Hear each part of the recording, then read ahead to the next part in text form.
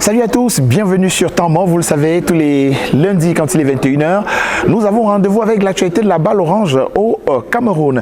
Et donc au menu ce soir, mes téléspectateurs, la zone 4 est de retour du 11 au 16 octobre prochain. Le palais polyvalent des sports de Yaoundé va accueillir les éliminatoires dames FIBA Afrique de la zone 4. Je rappelle que deux équipes camerounaises sont en lice, Université de Douala et Overdose Hope Station, qui auront des adversaires qui seront congolaises pour les deux autres équipes. On en parlera dans cette émission ce soir, en rappelant également que la zone 5 a déjà s'est qualifiée. On en parlera également aujourd'hui.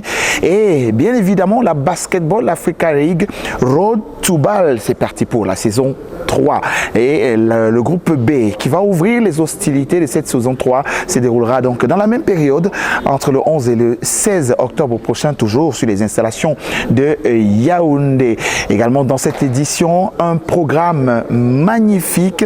Le partenariat l'ENA Academy et l'Académie d'Alma au Canada a été signé et les premiers fruits sont donc visibles parce que durant ce week-end, amis téléspectateurs, 14 jeunes académiciens venus des académies différentes ont pu obtenir des bourses complètes pour 3 ans de formation à l'Académie d'Alma du côté du Canada. Les détails, ce sera dans cette émission aujourd'hui lors d'un plateau spécial que vous verrez avec bien évidemment nos invités sur place au Palais des Sports de Yaoundé. Voilà entre autres ce qu'il y a comme information au menu ce soir. Bienvenue sur Temps Mort.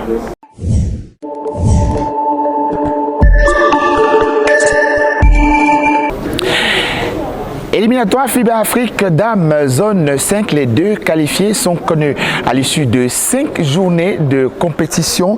Et donc Kenya Port Authority et Alexandria Sporting Club égyptien, sont donc les deux équipes qui représenteront leur zone aux éliminatoires FIBA Afrique de zone 5.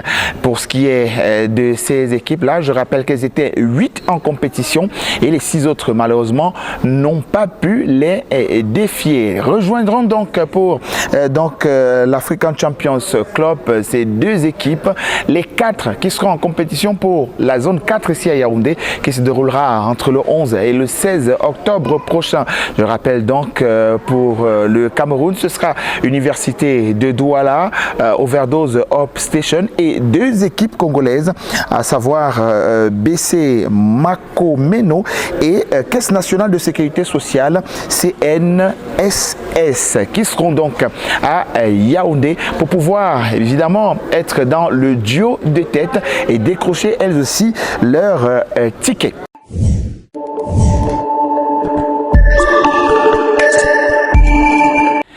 L'équipe dame de l'Université de Douala, vice-champion 2021 du Cameroun, derrière Overdose Hope Station, est donc entrée en stage bloqué depuis plusieurs jours déjà.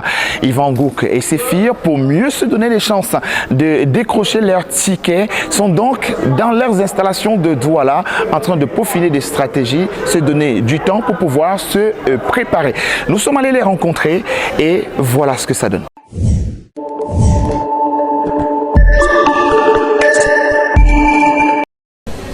Alors coach, bonsoir. Bonsoir. Alors, on est de retour pour la zone 4. Ouais. Je suppose que vous êtes heureux. Oui, nous sommes très heureux de participer à la zone 4. C'est une grande première pour une université.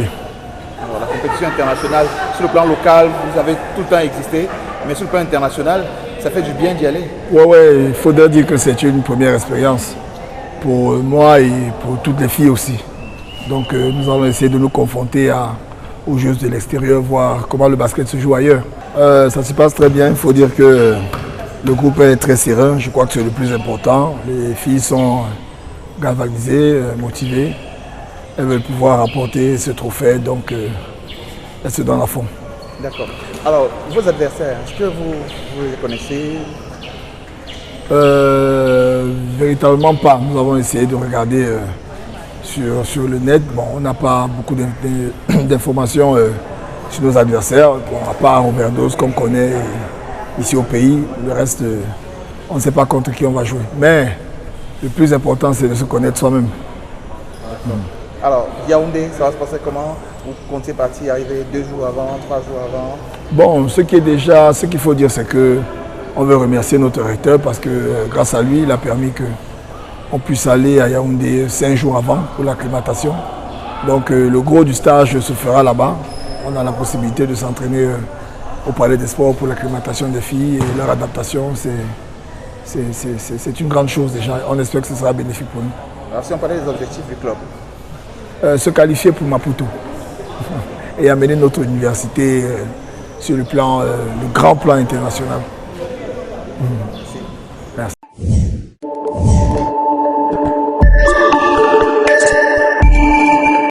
Alors sur ce plateau, on va dire improvisé ici au Palais Polyvalent des Sports de Yaoundé, nous sommes toujours sur temps mort, amis téléspectateurs, et nous recevons donc des gens qui sont venus nous rendre visite, pas des moindres, je voulais annoncer d'ailleurs à l'introduction de cette émission, et donc c'est l'Académie d'Alma qui est au Cameroun pour un partenariat avec, je vais dire, la mise en œuvre véritable, ou si vous voulez, la mise en action d'un partenariat qui a été scellé avec l'ENA Basketball Academy, et c'est donc le camp Alma by l'ENA qui s'est tenu ce week-end ici au Palais Polyvalent des Sports de Yaoundé.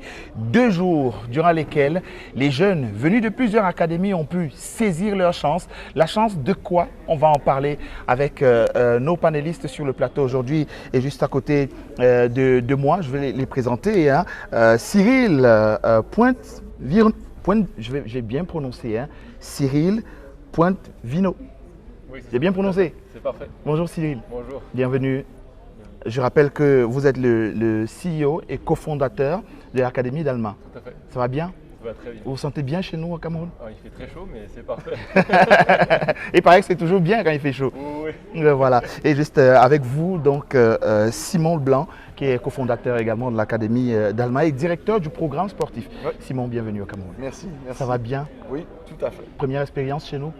Oui, première expérience au Cameroun. J'étais déjà venu en Afrique, au Mali. Voilà. Ouais. Ouais. Alors, à ma gauche, donc, il représente l'ENA Academy, bien sûr, qui évolue dans la ligue de basketball du centre et qui permet également à des jeunes du Cameroun de pouvoir se former et d'évoluer, ce qui fait partie d'ailleurs de leur mission. On va en parler avec nos invités à l'instant. Juste là, nous avons Yannick Ngassou, qui est cofondateur de Alma également. De l'ENA. De l'ENA, autant pour moi, je sors de Alma là tout de suite. De l'ENA, parce que c'est vrai, c'est très similaire. En fait, moi, c'est Ngassou Mélie Stéphane Yannick. Je suis le président de l'ENA Basketball Academy, mais cofondateur avec mon frère, Mélie Leonid Mercure, qui va se présenter également. Que vous avez d'ailleurs commencé à présenter. Mercure, bienvenue sur notre plateau. Merci. Ben voilà, ça va? On vous a vu à l'œuvre pendant 2 jours avec les enfants. Ah, maintenant ça va. Alors, Yannick, c'est l'occasion de parler de l'Académie l'ENA. Oui. Qu'est-ce que l'ENA Academy, dont on a vu les joueurs s'exprimer lors du championnat régional pour le centre? À la base, l'ENA Basketball Academy a pour raison d'être l'insertion, l'intégration socio-professionnelle de la jeunesse par la pratique du basketball. Alors c'est pour ça que nous avons, mon frère et moi, mis sur pied l'ENA Basketball Academy. Parce qu'à la base, nous avons une mère qui était prof de sport, qui est déjà décédée, était prof de sport, qui nous a insufflé l'amour du sport, l'amour du don de soi, du don du surpassement et autres. Et nous avons grandi avec ça.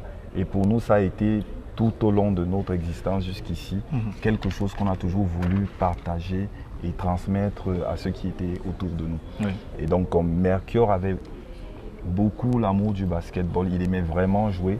Moi, je n'ai pas pu vraiment jouer au basketball, mais j'ai commencé très tôt à le suivre dans tous ses matchs, à l'accompagner, à essayer de le positionner dans tel club, dans tel autre club et autres, tu vois. C'était déjà le manager? C'était déjà le manager, ça commençait comme ça. Donc je le suivais, il y a Friendship, à Espoir, à Condor et autres. J'étais toujours là derrière, assis par terre, à regarder ce qu'il faisait et tout. Et puis finalement, au moment où sa carrière, lui, il rêvait de jouer en NBA. Et puis au moment où je regardais, je disais, mon frère, tu as déjà un gros ventre, tu ne peux plus. Je lui ai dit, gars, il faut laisser l'affaire là, tu vas coacher. Créons notre propre académie parce que En même temps, je m'étais rendu compte qu'il y avait beaucoup d'enfants qui lui tournaient toujours autour et qui lui demandaient mais comment tu arrives à faire ceci, comment tu arrives.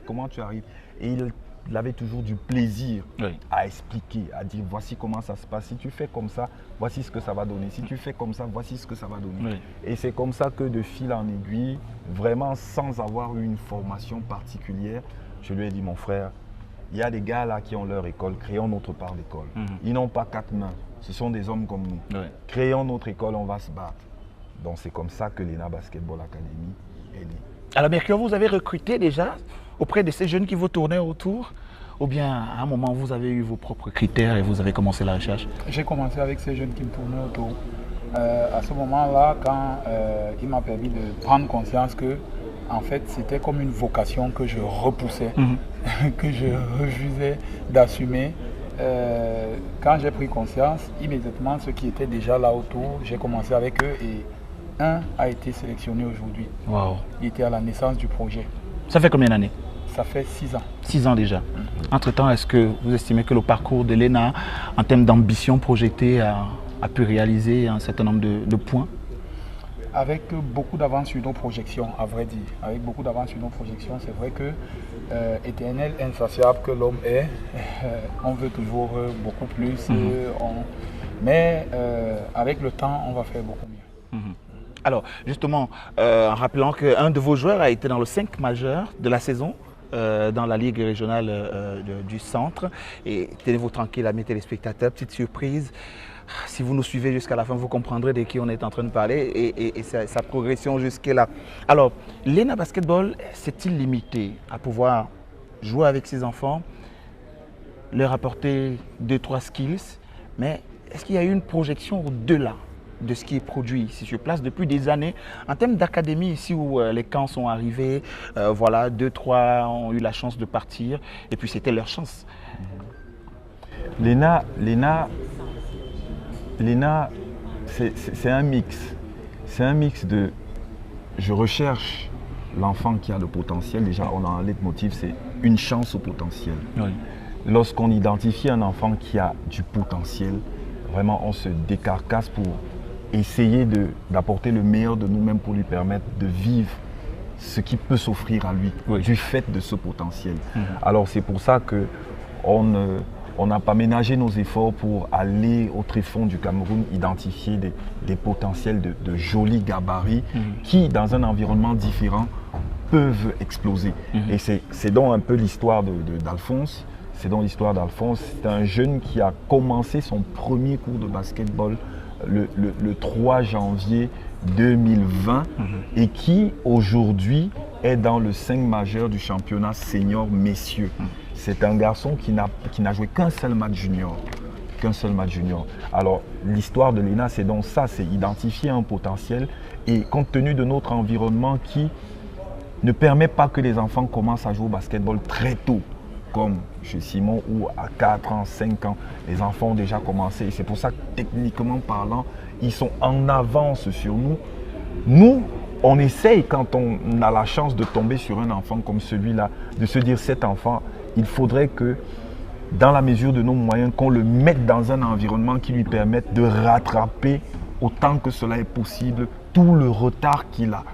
Et c'est donc pourquoi, avec nos petits moyens, on a essayé de mettre sur pied un groupe de partenaires, un hôpital, un établissement secondaire, avoir un pseudo-internat où ces enfants qui ont un potentiel là, nous mettons ensemble tous ces éléments là pour qu'ils aillent à l'école, qu'ils puissent s'entraîner 1 voire 2 fois par jour, au cas où il faut un suivi médical, pas au cas où quand ils tombent malades, et puis en général pour le suivi médical qu'il faut, nous avons un bon partenaire médical qui s'occupe du suivi des enfants, qui prend les paramètres, des échocardiogrammes, des examens pour se rassurer que l'enfant pourra suivre l'entraînement intense auquel il sera soumis parce qu'il doit rattraper un retard.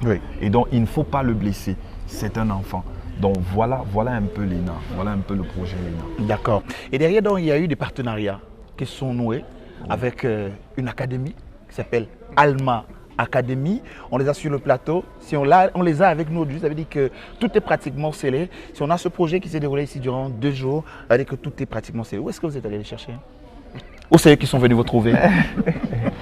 Bon, l'histoire, c'est, on va dire, il faut faire l'effort de donner le meilleur de soi-même.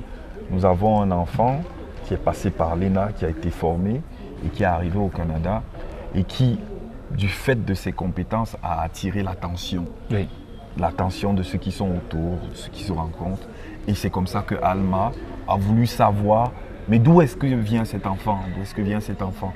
Et étant donné que nous avons fait l'effort de publier la plupart des choses que nous faisons, c'était facile pour eux d'entrer en contact avec nous, de se rassurer et puis de fil en aiguille avec des contacts. Et je dois signifier, parce que à tout seigneur, tout honneur, M. Éric Moncam, qui est un Camerounais, que vous tous vous connaissez, qui s'est investi pour organiser ce camp afin que le petit Camerounais qui est arrivé au Canada y arrive et y pratique du basketball.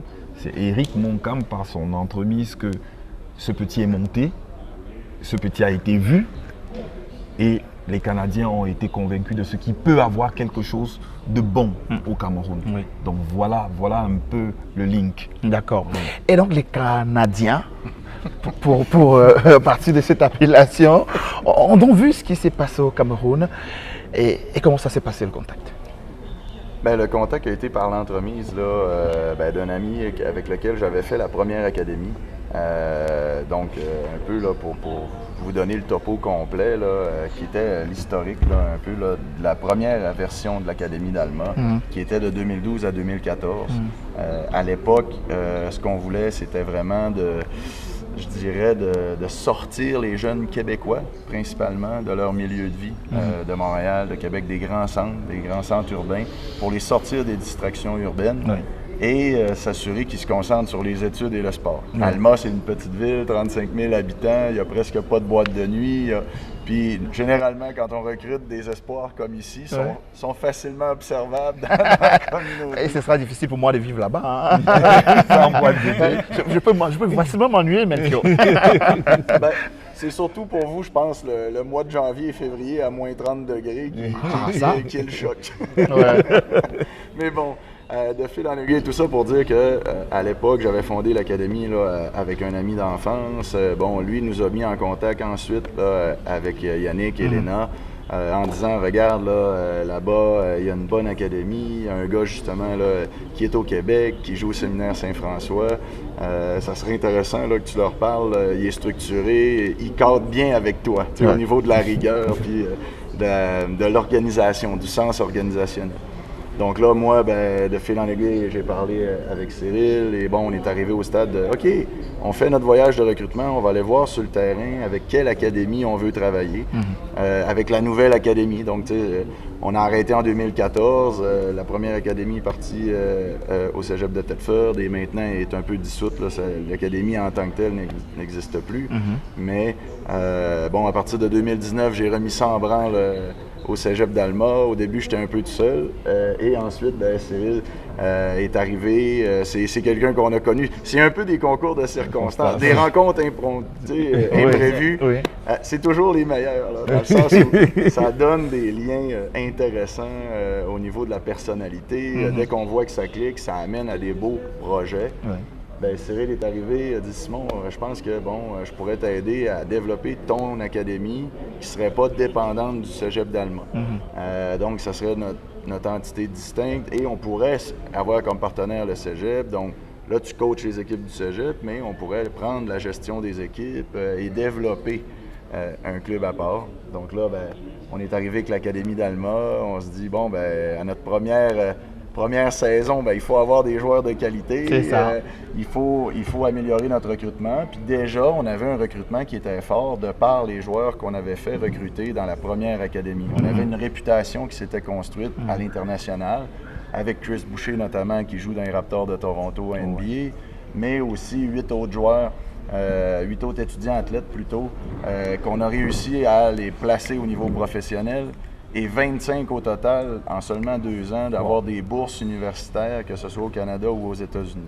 C'est quand même exceptionnel. On a eu un beau concours de circonstances là aussi. On était dans les 10e équipes en Amérique à l'époque. Ce renom-là a su se perpétuer dans le temps, même 5 ans après 5 ans d'absence. Ben, en 2019, quand j'ai recommencé un peu le programme seul, là, les joueurs arrivaient d'un peu partout. Je voudrais faire l'Académie d'Alma, qui n'existait plus. Mais que là, on a remis en selle. Et là, finalement, ben, de fil en aiguille, Cyril s'est joint au projet. Ça a amené une garantie, une sécurité au niveau administratif, au niveau, je dirais, de gestion de tout l'organigramme. Donc là, on a les reins beaucoup plus solides et ça nous permet d'être indépendants au niveau décisionnel. Donc, c'est ça qui nous a mis en lien avec l'ENA. Justement. Quand on a dit « on voyage », ben là, on se dit « OK, on voyage, mais où? » Au Cameroun. On va où? T'sais, on va en Afrique, on va... Bon, puis là, le Cameroun était une destination que j'avais beaucoup comme commentaire des autres entraîneurs. Ouais. T'sais, quand on arrivait au style de gabarit, les gens nous disaient, ben, si tu veux des grands, musclés, athlétiques, il faut aller au Cameroun. faut aller au Cameroun. Si tu veux des longs, fins, avec des grands bras, va au Sénégal. Alors, et donc Cyril, ce projet-là se met en place. Le Cameroun est visé, mais avant le Sénégal aussi. Avant le Sénégal, c'est ça, on a passé aussi 5 jours au Sénégal. On a fait un camp sur place. On a vu aussi de beaux potentiels. Moins qu'au Cameroun. Au Cameroun, ça a été vraiment difficile pour nous de choisir parmi tous les jeunes qui étaient ici. Mais ça, malheureusement, on avait des choix à faire, on avait une limite de place possible. On a un petit peu extensionné pour donner un maximum de chance aux jeunes qui sont venus, qui ont fait l'effort de venir et de participer. Mais il fallait faire un choix. Oui. Et donc, au Cameroun, la destination, c'était basé sur quoi? C'est Simon. C'est plus, la décision s'est faite plus dans mon secteur, qui est plus au niveau sportif, dans le sens où quand on reçoit... Mais l'idée est venue de lui? Elle est venue un peu de moi, je dirais 50-50. Surtout Simon, c'est ça. Et puis après, on a étudié un petit peu les budgets, voir où on pouvait aller, qu'est-ce qu'on pouvait faire cette année dans les délais les plus courts. Puis, pour nous, c'était une évidence de venir au Cameroun. Puis c'est ça, les contacts de Simon ont permis.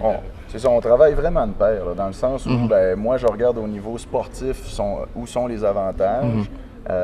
Et après, on discute avec l'entraîneur-chef, on fait des suggestions à Cyril. Oui. Cyril est vraiment plus, comme étant PDG, il prend la décision finale, il prend le droit de veto. Lui, il faut quand même qu'il voit au niveau administratif combien de joueurs on peut se permettre. Dans quel pays on peut aller avec les billets d'avion, c'est quoi qui est réaliste, les visas, etc. Donc, c'est une compilation de tous ces résultats-là qui a fait qu'on a privilégié aussi le Cameroun, mais aussi parce que ça, c'est important quand même de se sentir en sécurité, de se sentir appuyé, aussi les résultats qu'on recevait au niveau administratif, donc les vidéos, les bios, les topos de chacun des potentiels candidats. C'est avec l'ENA qu'on avait les meilleures réceptions, le suivi avec Yannick. Je vais lui quand même lui rendre crédit. Vous les avez trouvés sérieux? Oui, vraiment. Puis pour Cyril, c'est vraiment important, c'est peut-être de renchérir là-dessus, sur le fait de ce que lui évalue dans les camps. Ça, moi, c'est vraiment quand on cherche un partenaire comme l'ENA, c'est vraiment le sérieux de la personne, et puis aussi l'honnêteté de la personne. Si on voit, comme dit Simon, que ça clique, et ça a tout de suite marché avec l'ENA, avec Yannick, on a vu que ça allait fonctionner, et en arrivant sur place, ça s'est vraiment confirmé, et on est vraiment fiers d'être partenaire de l'ENA Academy. Voilà. Alors, Alma, c'est le projet, il est d'abord canadien, mais après, il s'ouvre progressivement. On vient de parler du Sénégal, on est en train de parler de l'ENA au Cameroun en ce moment. Est-ce que c'est parce que vous n'avez pas retrouvé ce qu'il fallait, je veux dire en termes de nombre, ce qu'il vous fallait au Canada, que vous avez décidé de vous ouvrir? C'était quoi la décision? Elle penchait sur quoi? Oui et non. Dans le sens où oui, au Canada, il y a des très bons athlètes, des très bons techniciens. Voilà. Par contre, c'est sûr que les gabarits, comme on peut retrouver ici, même au camp, précisément ici au Cameroun, ce qu'on a vu dans les 2 derniers jours, c'est beaucoup moins courant. D'avoir des gars qui sont près du 7 pieds et légèrement au-dessus peut-être, qui sont déjà mobiles, déjà formés minimalement en technique de course, le lancer et tout. On va dire les athlètes étoiles ou qui ont déjà été reconnus même ici dans la Ligue Centre, ça reste que c'est des athlètes qui sont très très bien développés au niveau de leur capacité athlétique et physique. Donc ça, au Canada, c'est plutôt rare. Et aussi, ben, comme un peu j'ai expliqué tout à l'heure, c'est un peu un concours de circonstances parce qu'il n'y a pas un bassin très élevé de joueurs dans notre région, là, à proximité du cégep d'Alma, où on a fait notre point d'ancrage. Et ben, si on veut construire le bassin, ben, en attendant, ça prend des modèles. Ça prend des ambassadeurs qui vont créer ce programme-là et cette culture-là et qui va forcer les jeunes à s'impliquer puis à développer le bassin. Ce qu'on n'a pas actuellement. T'sais, oui, il n'y a pas assez de volume. Un peu, là, dans votre question, il y avait un peu de cet élément-là. Il y avait très peu de jeunes qui pouvaient confronter des joueurs des États-Unis, qui pouvaient confronter des joueurs d'ailleurs, universitaires, même canadiens, qui pouvaient, même les Ontariens, que c'est très fort et qui sont limitrophes avec nous, ben, cette province-là, son niveau de jeu est très compétitif. Ben, là, quand on arrive avec du basket en région, éloigné, avec des joueurs d'un peu partout, ben, c'est important d'être conscient de ça. Ben, nos joueurs, oui, viennent d'un peu partout parce que le bassin local ne nous le permettait pas, mais notre réputation nous permettait de recruter à l'étranger. On ne va pas se limiter non plus à personne, on ne va pas se limiter à un pays ou à une religion ou à une culture. On est vraiment ouvert à tout et on veut vraiment donner la chance à tous les jeunes. C'est là où ça cadrait peut-être même avec le slogan de l'ENA, qui était de donner une chance au potentiel. Ben, c'est ça, c'est un peu le même principe, c'est pour ça que ça a cliqué dès le départ, dans le sens où même aujourd'hui, on a parlé avec des parents de filles quand on dit qu'on n'est même pas en féminin parce qu'on se disait ils méritent d'avoir une chance supplémentaire, une option supplémentaire dans leur carte pour pouvoir soit quitter le Cameroun ou du moins faire progresser leur basket. Donc ça, c'était important pour nous. D'accord. On est donc là dans le camp qui s'est déroulé ici véritablement. Alors, on s'est rendu compte que vous avez fait la sélection de ces jeunes qui étaient, il y avait une quarantaine, pratiquement une cinquantaine. Et ici, ces jeunes, je le disais tantôt, confondus venant de différentes académies, y compris celle de l'ENA. Alors, pourquoi ouvrir? Vous seriez peut-être resté avec vos joueurs, les proposer à Alma, mais vous êtes allé chercher au-delà de l'ENA. Pourquoi? Cette opportunité, nous l'estimons qu'elle ne se présente pas aussi facilement. Elle est rare. C'est vraiment quelque chose qui arrive très rarement. Et nous nous sommes dit, il faut présenter le meilleur visage du basketball Cameroun. Lorsqu'on vient ici au Palais des Sports tous les week-ends et qu'on voit ces jeunes qui se donnent à fond sur du goudron et autres, il serait malhonnête de donner l'impression que le basketball ne se joue qu'à l'ENA. Et en plus, l'ENA est pratiquement le benjamin des académies au Cameroun. 6 ans. C'est ridicule par rapport à tout le temps où le basketball se joue ici. Il y a des académies formidables, notamment Onyx qui a formé Mbamouté, il y a CPBA, il y a ALF, il y a Friendship, il y en a tellement qui sont formidables. Nous les croisons tous les jours au championnat. Et donc, l'ENA ne pouvait pas produire tous, à elle seule, tous les enfants qui ont été sélectionnés ici.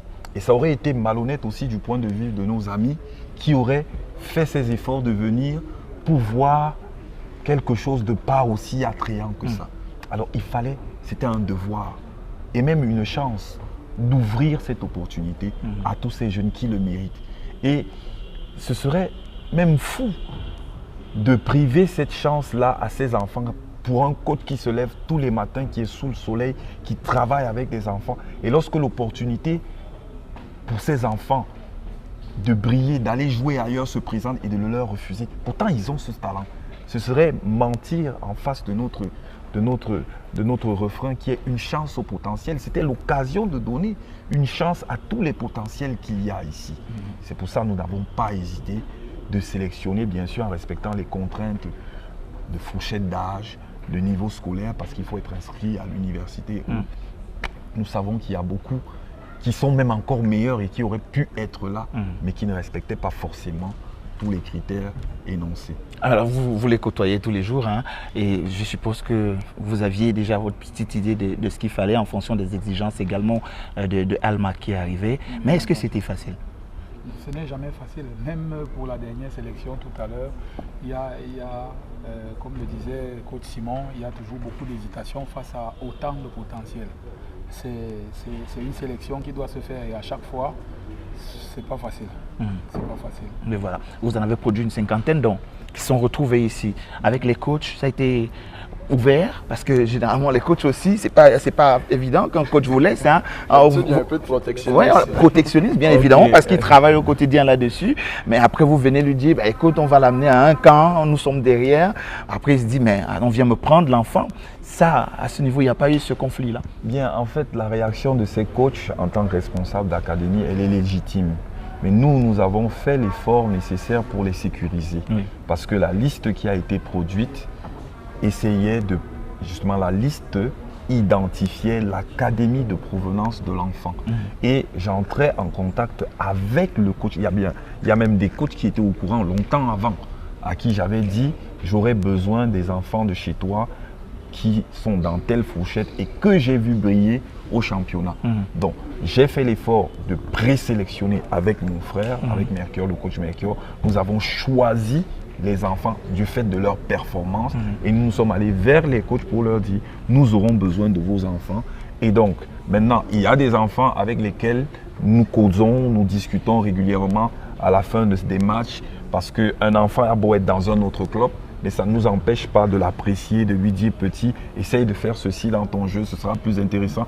Donc de ce fait, on pouvait avoir leur contact avant et en même temps que nous contactions le coach, l'enfant était déjà aussi au courant. Mais aucun enfant n'est venu ici sans que son coach ne soit au courant. Bien évidemment. Parce que l'idée justement, c'est qu'il y ait une traçabilité de tout ce qui est fait. Bien sûr. Oui. Alors, et la Ligue aussi. Et la Ligue aussi a été et surtout. notifiée avec la liste et les enfants et les académies. Et donc, pour que tout soit transparent. D'accord. Alors Simon, qu'est-ce que vous recherchiez exactement, vous qui êtes directeur du programme sportif de l'Académie Alma? Vous recherchiez quoi comme profil chez ces enfants? Ben c'est sûr qu'en venant en Afrique, bon, on va préciser davantage le Cameroun, mais en venant ici, c'était beaucoup de venir chercher éventuellement justement des grands gabarits. Ça, on a été choyés. Ça, c'est un acquis. Là. En étant ici, il y avait du grand gabarit, ça c'était correct. Oh, les gars, vous êtes chanceux. Hein? Oui. Dans certains cas, on les cache. Hein? On les cache, vous ne les voyez pas. Hein? Ouais, c'est ça. Mais là, on les a vus, on a été chanceux, ben, on les a justement sélectionnés, puis je crois que pour eux, pour leur développement, ça va être vraiment une opportunité qui est très viable, qui est réaliste, qui est tangible et qui est aussi, je dirais, qui va avoir une pérennité. Oui. Donc, une suite. Ça ne sera pas juste un feu de paille où des fois, il y a des prep schools, on le sait, qui viennent américains ici en Afrique ou avec des agents, puis là, ils demandent de l'argent, essaient de les placer à gauche et à droite. Finalement, le jeune quitte sur un visa de touriste, fait des études approximatives sur l'ordinateur, sans professeur, sans groupe, qui n'est pas un cours magistral. Puis le taux de réussite est super faible. Après un an, ils reviennent ici. Là, ils sont rendus trop vieux pour être attractifs pour un vrai programme concret, sérieux. Ça fait des situations où c'est le jeune qui est pénalisé au final. Même les familles aussi. Ben, c'est ce qu'on essayait là, de voir. Bon, en termes de... On venait pour du gabarit plus principalement parce que justement, aux positions de meneur, aux positions, ben, on va dire de shooting guard, là, mais de poste 2, on avait déjà quand même nos candidats qui étaient ciblés, qui ne venaient pas nécessairement d'Afrique, qui pouvaient venir de la France, des Antilles françaises, on recrute en Martinique, en Guadeloupe. On avait déjà certains joueurs ciblés. Donc, on allait chercher les éléments complémentaires à ce qu'on avait. On avait beaucoup de technique, beaucoup de vitesse. On est aussi une équipe qui a une orientation déjà de vitesse à la base. Donc, les jeunes doivent être capables d'exécuter rapidement. C'est un peu les enseignements qu'on a donnés aux entraîneurs ici, de mettre ensemble nos façons de faire, nos façons de voir. C'est pas juste de venir ici, un peu comme votre question, de venir chercher tel élément chez les joueurs, mais c'était aussi de venir donner des éléments à des joueurs puis aux coachs sur les façons de faire, nos approches. Puis des fois, on peut être à des directions différentes, mais de comprendre le raisonnement de l'autre nous amène à réfléchir et à dire « OK, oui, je peux progresser de telle façon ». Donc, ça a été vraiment des échanges avec leur équipe d'entraîneurs pour arriver à justement identifier des joueurs qui pouvaient jouer du poste 3, 4, 5, quelques postes 1 et 2, qu'on sait qu'on va pouvoir former sur des projets à plus long terme. Parce qu'on a déjà justement nos meneurs ou nos personnes clés, nos bases solides au Québec qu'on avait déjà identifiés. Donc, en venant ici en Afrique, ben, on venait chercher justement ce qu'on a plus de difficultés, comme j'ai dit, à aller chercher. Donc, des athlètes, des gars qui peuvent traverser le terrain en seulement 4 enjambées. Ouais. C'est plutôt rare. Ben, on en a vu ici. Donc ça Et vous en avez sélectionné? Oui, tout à fait.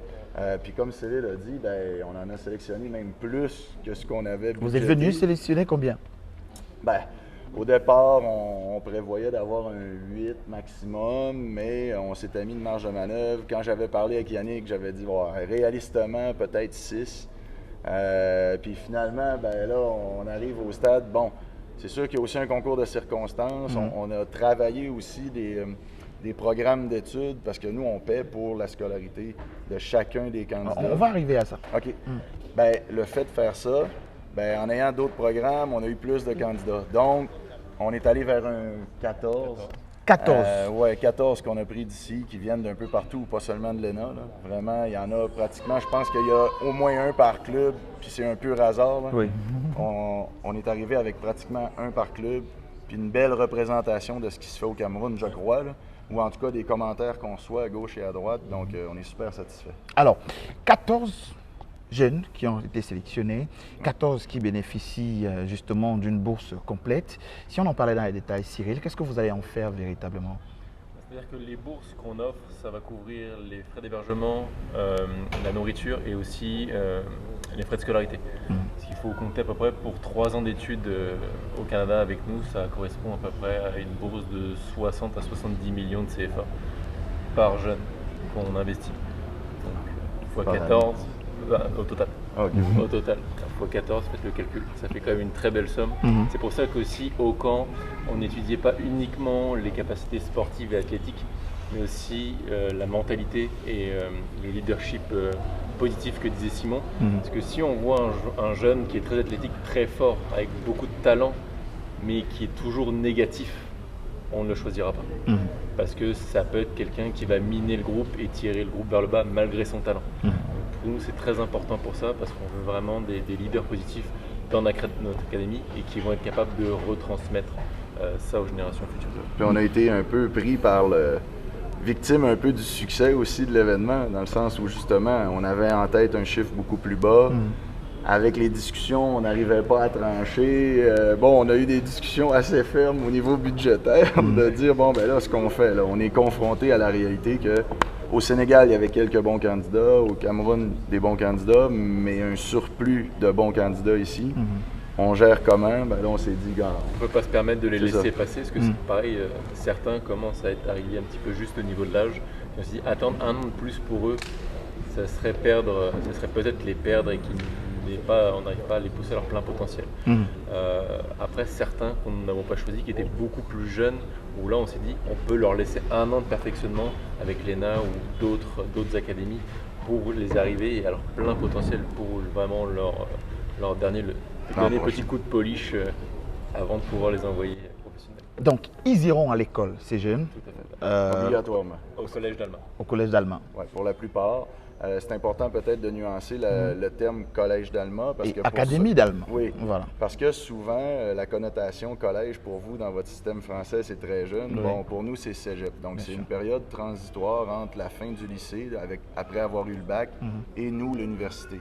Donc, c'est un 2 ans qui comprend 2 volets. Donc, il y a un volet qui est des prépas, donc sur un cursus de 2 ans, généralement.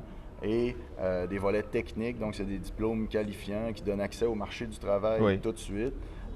Donc d'être technicien dans plusieurs domaines. Un peu comme le BTS ici. Comme l'équivalent du BTS. Et puis l'autre, c'est l'équivalent du DEC, le DEC qu'on a supprimé. C'est ça. Donc, c'est 2 chemins possibles dans les cégeps, mais les 2 chemins donnent accès aux universités quand même. Donc, pour certains, des fois, quand ils ont un parcours où ils aiment moins l'école, ou bon, ben on dit c'est mieux de prendre une orientation technique. Et souvent, pendant le cursus, je pourrais peut-être aller au niveau universitaire.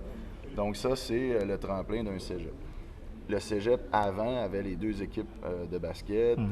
Donc c'était les Janois. C'est un peu les couleurs qu'on a eues, parce que comme notre académie, présentement, est justement en démarrage, notre société et tout, on n'avait pas encore tout le visuel pour être prêt quand on a pris l'avion pour venir ici. On avait seulement reçu nos casquettes. Oui. Mais le Cégep, en étant partenaire pour d'autres projets qu'on veut développer, entre autres en mettant en commun les partenaires de chacun, de l'ENA et de l'Académie d'Alma, c'est de dire on crée des situations gagnant-gagnant, gagnant. Dans le sens où gagnant nous, gagnant eux, mais gagnant aussi les jeunes. Donc c'est toujours 3 personnes qu'il faut qu'ils gagnent. Eux, de par leur partenariat avec l'hôpital, de par leur partenariat avec des lycées, il y a plein de projets qui émergeaient où avec les discussions, je pense que moi et Yannick, on est quand même deux un peu visionnaires avec des approches avant-gardistes.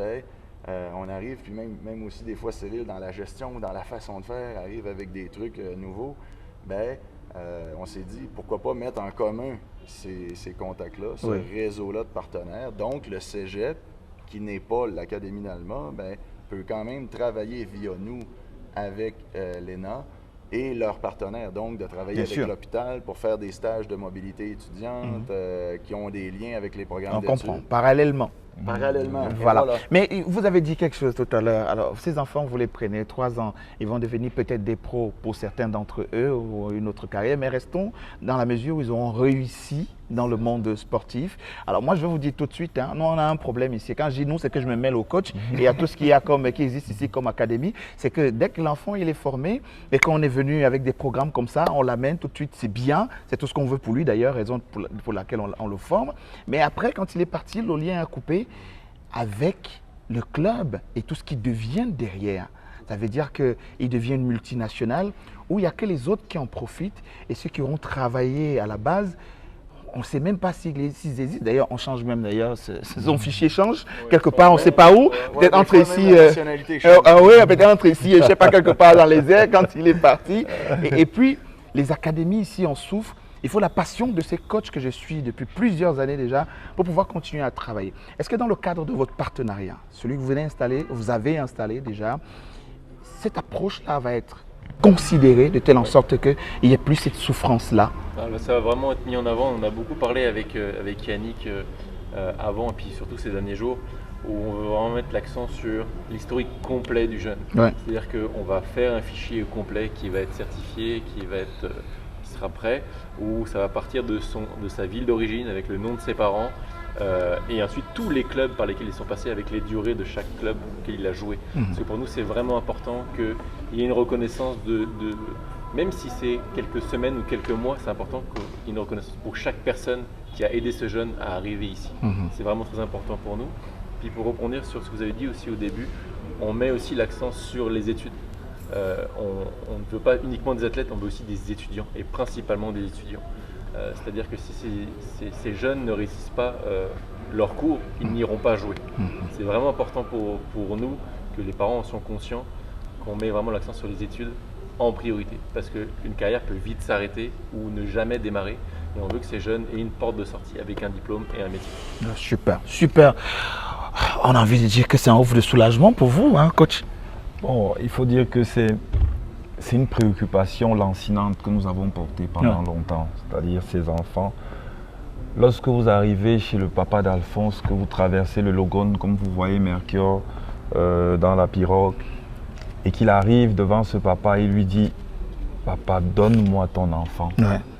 Donne-moi ton enfant. » Et que ce papa, qui ne parle même pas le français ni l'anglais, se fait traduire et te dit dans sa langue nationale, je te donne mon enfant, c'est un poids lourd de responsabilité.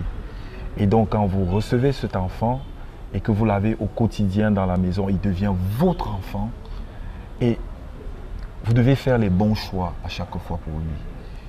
Et quand on a une opportunité comme celle-là, de se dire qu'il ne jouera pas seulement au basketball, il fera des études, quel que soit lambda, il sera un homme autonome. On peut être satisfait. Et c'est ce que nous souhaitons pour tous les jeunes qui viennent ici jouer au basketball. Parce qu'à la vérité, nous avons un problème, nous les coachs, et là je parle pour tous les coachs. À chaque fois qu'on identifie un potentiel et qu'on va vers un parent, et qu'on lui dit ton enfant il peut jouer au basketball, le parent directement il lève le bouclier de l'école. Non, mon enfant doit d'abord aller à l'école. Et c'est une véritable frustration pour nous les coachs. On se dit, mais vous pensez que on veut retirer vos enfants du système scolaire, mais que non. Tu ne peux pas jouer au basketball si tu ne vas pas à l'école. On veut juste lui donner une chance de plus. Bien sûr. Une chance de plus, notamment comme celle-ci, de suivre des études que très peu de parents peuvent offrir à leurs enfants. Et la question de la rétribution au club formateur, vous nous garantissez qu'à ce niveau, on n'aura pas de problème? Ah, bien entendu, avec le cliché qu'on va mettre. Parce que l'enfant profite par le club. En passant, on peut te prendre comme avocat. Non, c'est important. C'est ce que je fais tous les jours. C'est-à-dire, si je promeux le basket, c'est le défendre tous les jours. Et donc, à ce niveau-là, il faut leur rappeler que, les gars, ça fait des années, je vais citer beaucoup, qui reviennent seulement parce que, bon, voilà, il avait des bonnes relations avec le coach. Oui. Et il peut passer le voir à la maison et lui laisser une enveloppe. Mais c'est rien de formel. C'est un problème. Ben, ça, c'est un bon point de vous amener parce que c'est pour ça qu'on a tenu à ce qu'il y ait toujours un entraîneur de l'ENA qui fasse les rencontres avec les parents. Bon, on sort tout juste de rencontres avec des parents un peu rapides sur le côté du terrain parce qu'on voulait profiter du fait d'être ici et on quitte durant la nuit aujourd'hui. Ça a été important pour nous de le mentionner devant les parents que nous ne sommes pas des agents. On n'est pas là pour offrir du rêve et le vendre et justement, comme vous dites, de donner une enveloppe et une rétribution et bon, non, on est là pour donner une opportunité de scolarité et aussi de basket, bien entendu. Bon, là, par des subventions privées, mais qui engendrent aussi quand même indirectement des subventions publiques, dans le sens du gouvernement québécois de par le Cégep d'Alma et d'autres partenaires des écoles qu'on a avec nous au Québec. Donc, il y a une sécurité financière dont on n'a pas besoin d'aller quémander ou d'aller voir les parents pour avoir des sommes d'argent un peu comme des agents font qui en font un métier. S'ils font avec 150 jeunes Camerounais, 150 jeunes Sénégalais, c'est 300 jeunes qui donnent des 1000 CFA. Là. Donc, on n'est pas dans cet ordre d'idée-là. Super. Et c'est important pour nous, pour l'avoir vécu avec la première académie. On en a quand même 25 qui ont quitté justement pour des universités ou, comme j'allais mentionner plus tôt, ou au niveau professionnel. Bien, c'est important pour nous, on l'a vécu, de ne pas avoir nécessairement la reconnaissance attendue, d'avoir formé certains qui étaient arrivés en un peu... Et puis plus rien. Un peu, oui, puis que finalement, on n'est plus là, on n'est plus sur la carte et bon, on se dit, on veut pas non plus avoir des cadeaux, on veut pas, mais on veut juste quand même que le jeune dise, oui, je suis passé par là, je suis content de... Il n'y a rien de financier, mais juste des fois, la petite tape dans le dos fait du bien, tu sais, de dire on fait du bon travail. Et on veut le faire avec les clubs ici. Super. Et donc, il n'y a pas que moi qui ai un œil vraiment ouvert là-dessus. Il y a également le président de la Ligue régionale du centre, Yves Tsala, qu'on a rencontré d'ailleurs pendant ce camp, qui aura d'ailleurs donné toutes les cautions administratives pour qu'il se tienne ici, qu'on a rencontré et qui nous a dit exactement ce que vous allez entendre. Il est venu. Veillez au grain, être sûr que tout s'est passé comme annoncé au départ. Et donc on écoute Yves Tsala dans cet élément.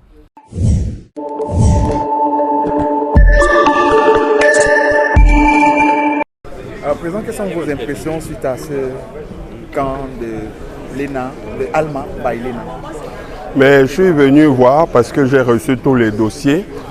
J'ai donné mon autorisation parce que j'ai vu les objectifs, j'ai eu tous les éléments concernant les assurances par rapport à l'organisation et qui organisait, c'est-à-dire qui est Alma. Donc maintenant, je suis venu m'assurer de l'effectivité du camp. Parce que j'ai aussi été interpellé par plusieurs parents qui voulaient avoir mon avis par rapport à tout ça, puisque ces parents collaborent depuis que les enfants sont tout petits, qu'ils se développent. Donc forcément, ils avaient besoin d'avoir aussi mon ressenti par rapport à tout cela. Et je voulais discuter aussi avec les responsables pour savoir véritablement ce qu'ils veulent faire. Parce qu'il y a des enjeux par rapport au développement de notre basketball. Et donc, il faudrait bien savoir quelles sont les sorties, quels sont les éléments, les assurances que nous avons par rapport à nos jeunes et quels sont les programmes qu'on peut mettre en place pour trouver des compensations ou trouver des éléments sur lesquels on peut s'appuyer pour collaborer ensemble. C'est tout cela que je suis venu faire et on va dire que globalement, je suis satisfait des premières réponses que je trouve ici.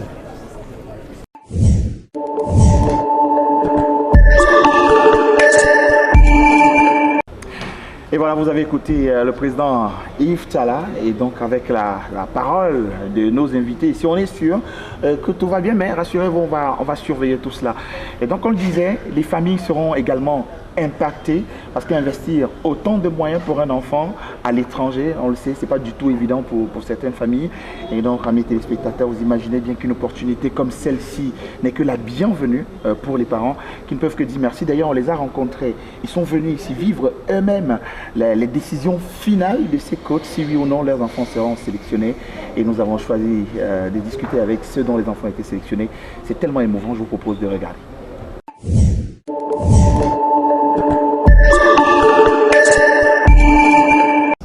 Émue. Je suis émue parce que je le disais à d'autres mamans que je suis ici tout le temps, j'essaie de l'encourager et tout. Et vraiment, le fait qu'il soit sélectionné, j'espère que ça va aller jusqu'au bout pour qu'il puisse vraiment réaliser son rêve. Parce qu'il est tellement passionné et je me donne un peu de temps pour essayer de le soutenir tout le temps comme je peux. Je remercie les coachs de l'ENA qui ont pensé à lui parce qu'ils n'étaient pas obligés de le prendre, ils n'étaient pas dans la même académie. Donc je remercie aussi tous ceux qui militent pour le basket au pays et qui croient vraiment à ces enfants-là qui pourront prendre la relève dans ce domaine-là. Vous êtes assez satisfait, oui, assez satisfait. Ça prouve qu'il a fait le travail qu'il fallait. En attendant de voir le résultat. Vraiment, je suis très émue, très émue. C'est des années de travail, vous avez cru en lui? Oui, c'est des années de travail, vraiment. Le travail a été intense et j'ai vu le fruit de ce travail. Je remercie le Seigneur d'avoir choisi mon enfant parmi tant d'autres.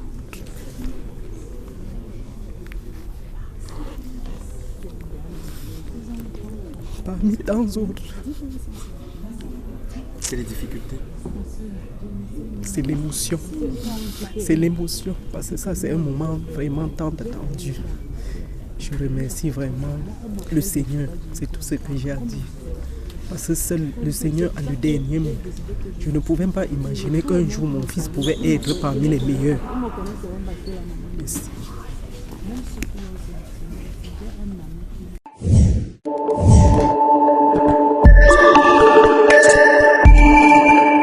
Les principaux concernés, ces enfants qui auront travaillé dur. C'est vrai que les coachs leur ont apporté tellement de choses, ce qu'il leur fallait, mais ça ne peut pas être possible tant que la volonté de l'enfant n'existe pas. C'est clair que vous allez tout mettre en place pour lui, mais s'il ne veut pas, il ne veut pas. Hein? Donc s'il ne met pas de sérieux, ça ne marchera jamais.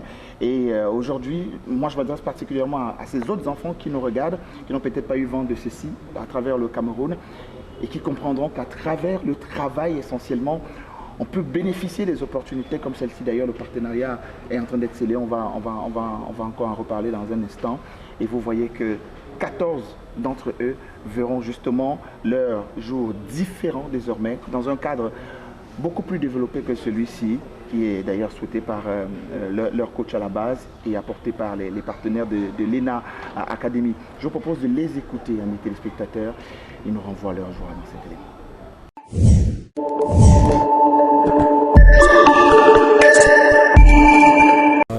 Bonjour, moi c'est Zoko Jean Daniel et j'ai été sélectionné pour aller à l'Académie d'Allemagne. Je suis vraiment très heureux, très content d'avoir cette opportunité et j'espère pouvoir évoluer, progresser pour atteindre mes objectifs. Et s'il y a des remerciements? Je remercie l'ENA, Basketball Academy, les coachs, les encadreurs, l'Académie d'Allemagne, tout le monde qui s'est mobilisé, tout le staff. Quoi. Et aussi mes coéquipiers en fait. Salut, moi c'est Elie Medan Maxime, je suis vraiment très content d'avoir été sélectionné à l'Académie d'Allemagne et je tiens à remercier tout le staff, tous les coachs ainsi que les encadreurs d'Allemagne qui ont pu nous donner une opportunité de continuer nos études et continuer à jouer au basket. Donc vraiment merci. Je m'appelle Nick James. Je voudrais d'abord remercier l'Académie d'Allemagne pour les opportunités présentées pour nous. Déjà remercier les coachs parce qu'aujourd'hui on a appris le mental, le physique et aussi la technique. enfin, certains sont déjà plus techniques que d'autres. Enfin, moi, j'ai approfondi aussi. J'aimerais remercier ma mère pour avoir toujours cru en moi, parce que c'est elle qui me pousse dans le basket.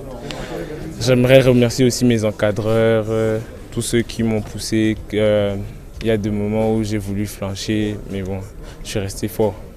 On continue, merci encore.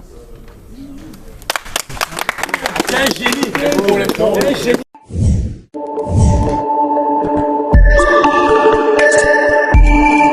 Parmi ces jeunes, il y en a un que moi j'ai trouvé exceptionnel. Il y en a qui ont 10 ans de basket, 5 ans de basket, 8 ans de basket, qui ont commencé très tôt, tout petit. Mais lui, il a commencé il y a seulement 2 ans et 8 mois. Mes téléspectateurs, la première fois qu'il touche à une balle de basket, on était le 3 janvier 2020. Faites vous-même les calculs si je me suis trompé sur les 2 ans, 8 mois. Et aujourd'hui, il a eu la chance d'être sélectionné pour aller poursuivre du côté de l'académie d'Allemagne après seulement 2 ans d'expérience de basket. Il s'appelle Alphonse. Il joue pour l'académie Lena, qu'il a d'ailleurs formé, qui allait le chercher très loin. Je vous propose de suivre son histoire qui nous est racontée par lui-même. On l'écoute.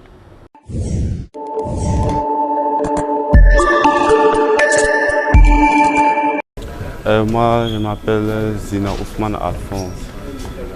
Je veux d'abord remercier l'académie d'Allemagne qui m'ont sélectionné parmi les autres.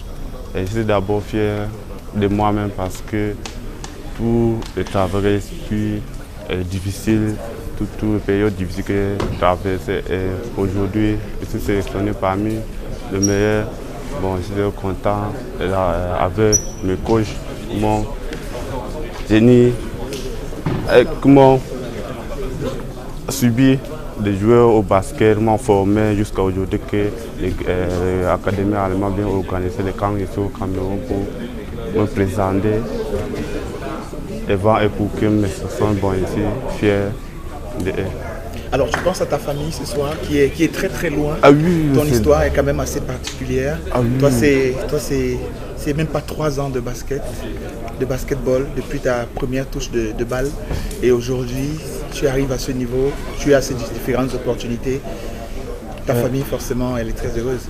Oui, c'est que je pense vraiment à ma famille. Quand mes parents vont apprendre qu'on m'a sélectionné dans un camp, ils seront aussi fiers de moi. C'est vraiment que je souhaite aussi, je lui dis aussi un bon remerciement à mes parents d'abord. Oui.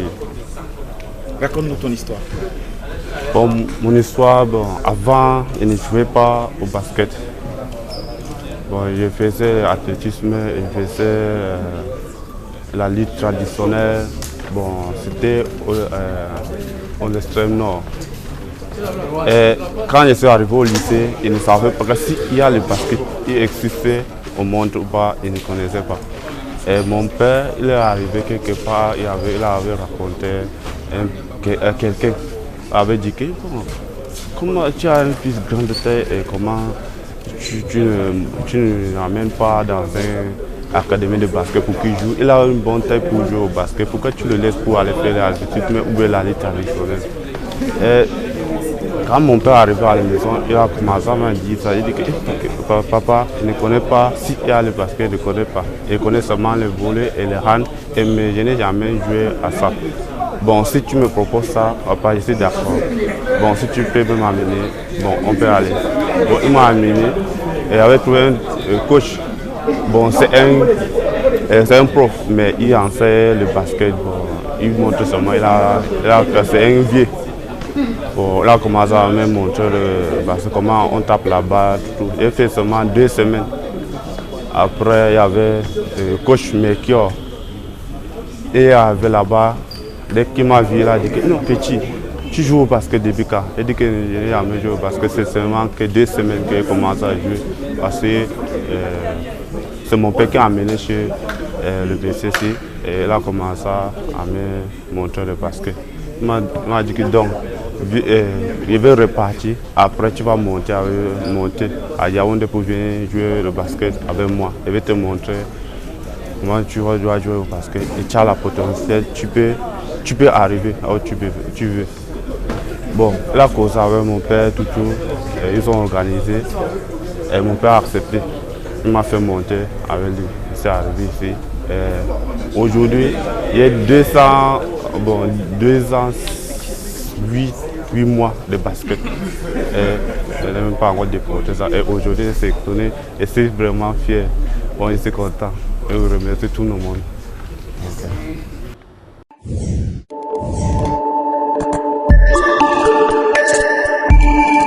Et voilà, quand vous écoutez un enfant comme Alphonse, qui a seulement 2 ans d'expérience basket, ça veut dire qu'il y a du génie au Cameroun. Très clairement. Et puis des bons chercheurs, des pépites aussi. Vous le croyez possible, Simon? Tout à fait, tout à fait. Que 2 ans à son âge, qu'on réussisse à être bon? Ben pourquoi pas, en fait. À son niveau là? Le documentaire même sur Chris Boucher le témoigne aussi, dans le sens où quand moi je l'avais repéré, c'était par pur hasard aussi dans un terrain comme ici, à jouer des matchs d'un tournoi amical.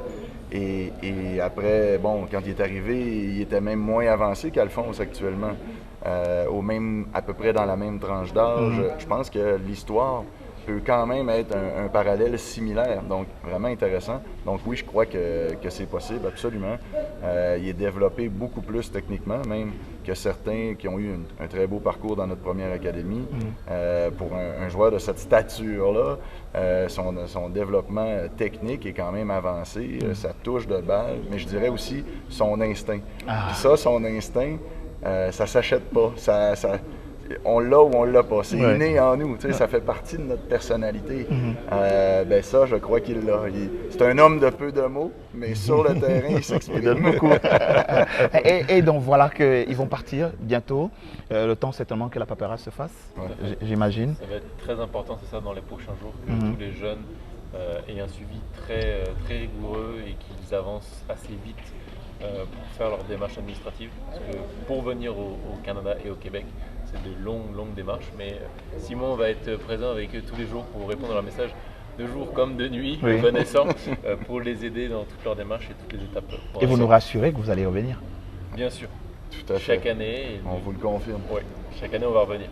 Tout ce qui nous reste, là, c'est à finaliser, vous faire une annonce officielle, se revoir médiatiquement pour faire l'annonce, vraiment avec les signatures là, de l'entente officielle là, avec l'ENA, mais déjà, on le sait que le partenariat va aller de l'avant et va aller de bon train. Là. Justement, il y a une annonce qui arrive très bientôt du côté de l'Académie d'Alma, qu'on ne va pas dire ici, amis téléspectateurs, mais qu'on va vous proposer pour la prochaine émission, parce que apparemment le projet il est super grand au-delà de ce qu'on vient de voir ici. Ça va être une exclusivité vraiment dans toute l'Amérique du Nord. Et, on est vraiment fiers de pouvoir l'annoncer mercredi 5 à 15h heure du Cameroun. Et lundi, et donc prochain, vous aurez cette annonce-là ici, vous verrez. Alors, coach, on va dire que satisfaction totale, vous êtes content pour vous et pour les familles, pour les enfants aussi? Absolument. Absolument. Sans réserve. Ça vous amène à continuer de travailler davantage? 10 fois plus. Ouais. S'il le faut. Et sur le soleil. Justement, sur le soleil, je crois que dans le partenariat, vous n'avez pas mis un gymnase quelque part là, ouvert, parce que vous avez remarqué, nous, c'est sur le soleil. Les belles choses se construisent avec le temps. Paris ne s'est pas fait en un jour. C'est vrai que de façon globale, la satisfaction, elle est à plusieurs niveaux. Elle est déjà du fait que les enfants sont en sécurité, ils vont poursuivre leurs études, ils vont faire l'objet d'un suivi technique de haut vol par le coach Pi. De plus, le coach Pi qu'on va saluer au passage. Hein. Et puis nous, je suis satisfait à 2 titres aussi, parce que il y a un transfert de technologie. Parce qu'il serait très réducteur que chaque année Alma vienne prendre des gars ici. Mais si nous pouvons bénéficier, et c'est ce qui est convenu, de la technologie de formation, ça nous permettrait d'en former mieux, vite et plus. Bien sûr. Oui.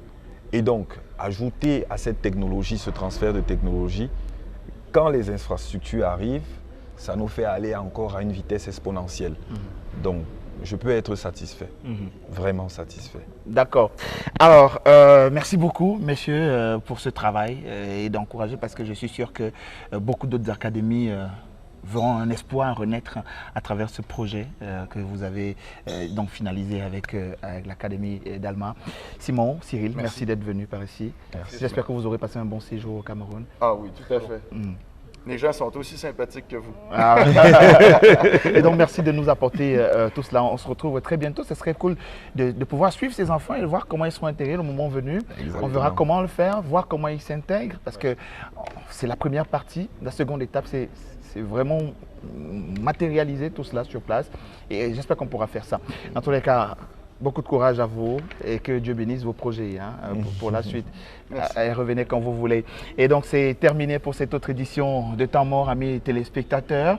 Je rappelle que l'équipe technique qui aura réussi à la réalisation de cette spéciale, ce sera donc l'équipe de Basket Zoom. On va dire bonjour aujourd'hui à monsieur Olivier Dounla qui aura permis tout cela. Basketball Zoom qui, je le rappelle, est donc ce média en ligne qui vous donne toutes les informations basketball et qui pour la première fois au Cameroun vous donne les matchs en live, donc depuis chez vous à travers donc ce lien Basket Zoom. Justement, Basket Zoom, Simon a dû voir plusieurs enfants du Basket championnat Zoom. sur Basket Zoom. Ah ouais. Ça, nous tenons à le préciser. Oh, super. Basket Zoom est un partenaire très important pour l'épanouissement des jeunes basketteurs. Je l'ai toujours dit, et là vous en avez la preuve.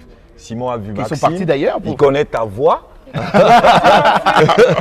Donc il a vu Maxime, il a vu Alphonse, il a vu presque tous ses enfants. Oui. Voilà. Et merci. Merci beaucoup à Elango derrière, à Brenda, à Maxime, à Serge et toute l'équipe derrière ces caméras. Et donc c'est terminé.